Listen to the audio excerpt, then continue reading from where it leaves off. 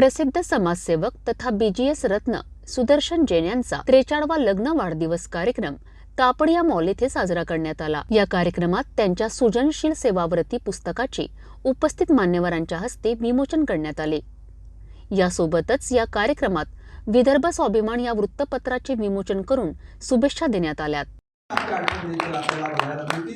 हे पुस्तक प्रकाशनाच्या आजच्या तारखेला 50 रुपये शुल्काने या ठिकाणी रिटेलला उपलब्ध आहे। आपण समजू शकता, आपल्याला माहिती आहे की ही किंमत जे सांगितली 50 रुपये ही समाजसेवेसाठी गोविंदभाई मित्र मंडळींच्या दानामध्ये अपंगांसाठी अंधांसाठी या कामामध्ये जाणार आहे। आमचं शाकीर नायक या ठिकाणी आहे, त्याच्या संस्थेमध्ये होणाऱ्या अंधांच्या कामासाठी दान समजून पुस्तक मात्र विकत घेताना मात्र ते दान म्हणून आपण ते घ्यावं अशी विनंती मी आपल्याला करतो। आणि या ठिकाणी पुस्तक प्रकाशनानंतर पुन्हा आमचे स्नेही मित्र ज्येष्ठ पत्रकार सुभाषजी दुबे यांचा मनापासून आपण सगळ्यांनी कौतुक अभिनंदन केलं पाहिजे। त्यांच्या विषयात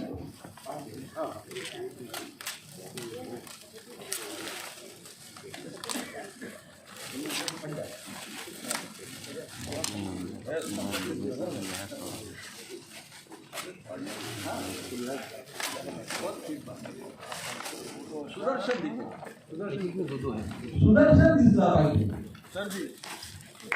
भगवान श्रीकृष्णाचा सुदर्शन, महाराष्ट्राचा आणि राष्ट्राचा सुदर्शन गाम सुदर्शन या नावाने सुदर्शन जैन यांचा लग्न वाढदिवस त्यांच्या सपत्नीसह सर्व मान्यवरांसह उपस्थित नागरिकांनी साजरा केला। प्रतिमा, मोमेंटो, शाल व माळ देऊन सुदर्शन जैन यांना शुभेच्छा दिल्या।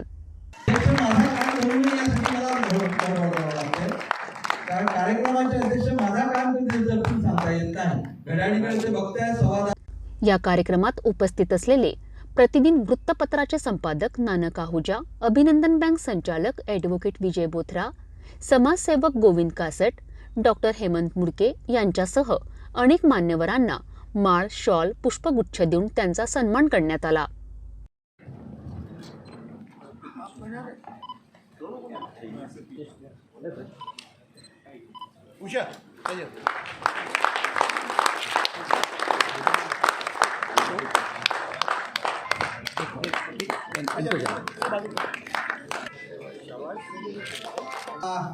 कायम विचार करणाऱ्या माणसाचं नाव नानक आहुजा आहे आणि त्यांच्या ठिकाणी सरकार होताना आम्हाला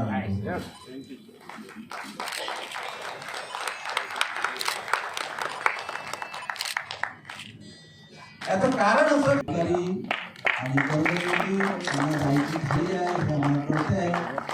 परवानगीचेच अध्यक्ष बसलेले आहेत। मला वाटतं त्याचा एक्सक्यूज करायला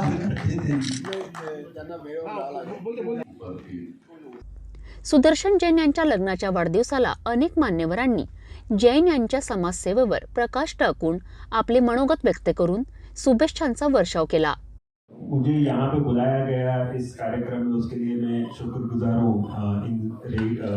गोविंद कासट मित्र परिवार, आनंद परिवार, गांव परिवार, प्रदीप जी जैन, सुदर्शन जी जैन, इन सभी का स्नेह हमें बहुत वर्षों से प्राप्त है और रेडियन परिवार इनके साथ बहुत वर्षों से जुड़ा हुआ है। और इनके काम के बारे में तो हमने सुना है कि इन्होंने कितना काम किया है, लेकिन मैं एज अ न्यूरोलॉजिस्ट आपको बताना चाहूँगा कि ये जो भी सोशल सर्विसेज है, जो सेवा भावी है, जो इन्होंने सब सेवा की है, और जब भी आप देखेंगे कि सुदर्शन जी गांव पे जब भी आप उनसे मिलेंगे, वो स्माइल, वो हैप्पीनेस और वो जो सेवा भावी व्यक्तित्व है उनका, उससे अगर आप साइंटिफिकली पूछेंगे मेरे से कि इसके पीछे साइंस क्या है, तो मैं ये बताना चाहूँगा कि इसके पीछे बहुत सारी स्टडीज हुई है कि जब भी आदमी सेवा करता है, हैप्पीनेस, ग्रेटिट्यूड और थैंक यू, ये सब ऐसे शब्द हैं, ये सेवाभावी शब्द हैं कि जिससे हमारे ब्रेन में बहुत सारी चीजें चेंजेस आते हैं।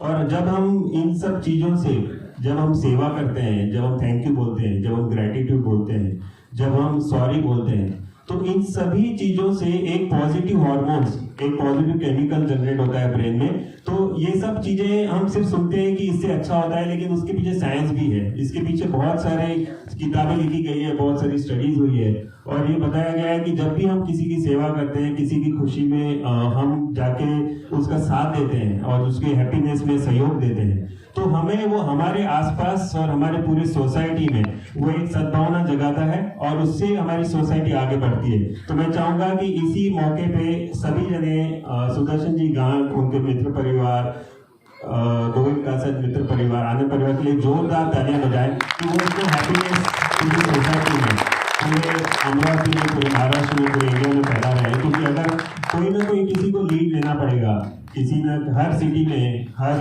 सोसाइटी में, हर फैमिली में किसी को लीडर बनना पड़ता है। कि हमारे सबके सदस्य ऐसे सबके चाहते सम्माननीय सुदर्शन जी गांव, आदरणीय भाभी जी,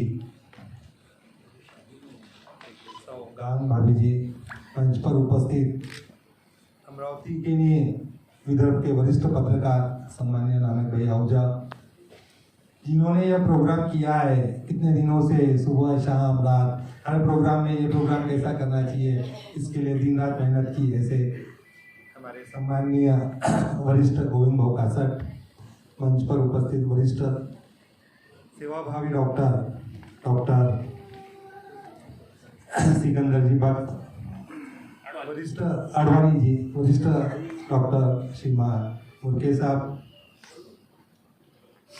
उपस्थित सभी भाइयों बहनों, मुझे गर्व होता है कि जब सुदर्शन जी का कभी स्वागत सत्कार या उनका कुछ काम होता है तो वो हमारे अभिनंदन बैंक से जुड़े हैं। अभिनंदन बैंक की उन्होंने स्थापना की थी। ऐसे हमारे अभिनंदन जी है, ऐसे हमारे अभिनंदन जी जो अभिनंदन बैंक के करता धरता है सुदर्शन जी, मैं उनको अभिनंदन बैंक के परिवार की तरफ से आज के इस डबल महोत्सव पर, जहाँ पर आज उनकी शादी की वर्षगांठ है, 6 दिन पहले उनकी जन्म दिन था, इन दोनों के उपलक्ष्य में मैं आपको हार्दिक शुभेच्छा देता हूँ और भगवान से प्रार्थना करता हूं। यानंतर समाजसेवक तसेच BGS रत्न सुदर्शन जैन यांनी सुद्धा आपल्या जीवनावर प्रकाश टाकून शंकरलाल मुथा माझ्या जीवनात आले नसते तर मी राष्ट्रीय स्तरापर्यंत पोहोचू शकलो नसतो, अशी प्रतिक्रिया व्यक्त करून सर्वांचे आभार मानलेत.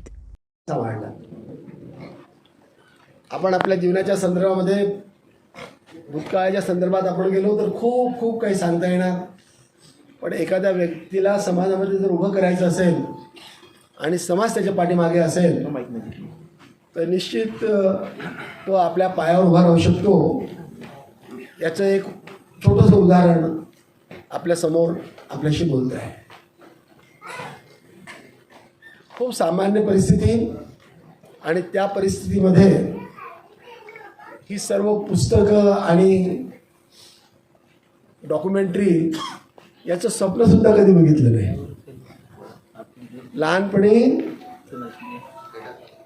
बाहेर येऊन विमानाचा आवाज आला की विमान बघायचं, विमान कसा असतो. कधी विचार नव्हता मनामध्ये की आपल्याला कधी विमानामध्ये बसता येईल. तर सेंचुरी पूर्ण झाली असेल. हे सर्व जे आहे हे सर्वांनी मला आपला लहान भाऊ, आपला पुत्र, आपला सखा, आपला मित्र म्हणून जी मला ट्रीटमेंट दिली आहे त्याच्यामुळे मी इथपर्यंत आलो आहे. म्हणजे माझ्या या जे काही यश असेल या यशामध्ये माझा खारीचा वाटा आणि आपलं जे आशीर्वाद आणि आपलं सहयोग हे खूप मोठं आहे. मी एकाएकांच्या संदर्भामध्ये जर बोलायला लागलो तर निश्चित मला सुभाष दादा आणि अध्यक्ष थांबवतील. अशी ही जी मंडळी आहे की राजेश दादा तुम्ही प्रत्येकांचा इंटरव्यू घ्या. प्रत्येक बैंक मेरे नजर में आती है कि रिजर्व बैंक के एम्प्लॉयज भी अपना पैसा सैलरी सोसाइटी का बहुत बड़ा अमाउंट अभिनंदन बैंक जो अमरावती से इनिशिएट हुई है उसमें रखते हैं और 0% का एनपी और 2004 से निरंतर 14 करोड़ से ज्यादा का इनकम टैक्स भरने वाली अपनी बैंक, उसके प्रमुख, और निरंतर मेरे प्रति तो मुझे ऐसे लगता है कि सबका मेरा पूर्व जन्म का कोई नाता है. इस तरह से मेरे प्रति उनका स्नेह भाव है. हमारे बीच में गोविंद भाऊ है, उनके संदर्भ में क्या बोले, उनके संदर्भ में पूरी दुनिया जानती है कि अगर सरकार को अमरावती में अब अगर किसी को पद्मश्री देनी है पहली बार तो मुझे लगता है कि एक नाम जो है वो गोविंद भाऊ को हो सकता है, क्योंकि इतना काम उन्होंने किया है कि उसका अंदाज नहीं है.